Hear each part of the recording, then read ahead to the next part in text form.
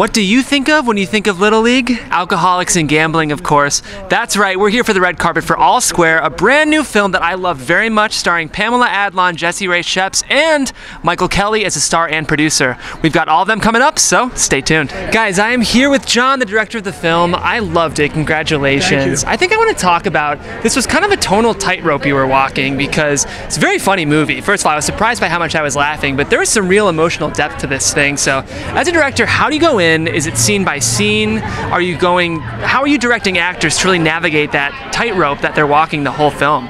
Well, I think you're right. Is that was the biggest challenge of the movie? Is that it's very funny, but it's dramatic too. And that how do we have those two different kind of tones coexist in a way that feels seamless? And I think the way, the goal was to find actors who were great dramatic actors, who could play these things real and honestly.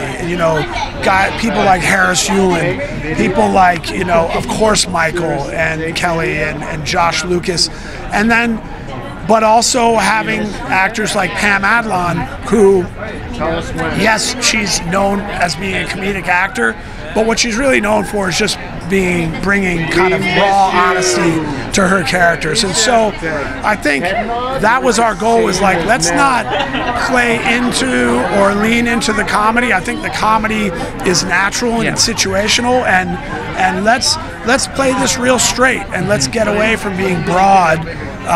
Even though there are times where there's a tendency to lean into jokes, and I think we had to kind of check ourselves all along the way, and like let's play this straight, because the comedy's there, but we need to be able to get to where this story is going to get to and make it feel consistent. Especially with kids, I think kids are so often over-directed. If you look at like Disney and Nickelodeon, there's just these precocious kids that don't actually sound like kids. So when you were working with Jessie and the Little Leaguers, do you feel like you had to direct them down to get those naturalistic performances like you were saying, or? I think you're accurate that with kids, that is the challenge. On one hand, a kid who's a non-actor may be able to give you something that feels natural, but also may not be able to, actually kind of generate may not have the charisma or be able to generate the pace. You do need to have the skill as a kid, as an actor, but you also don't want to be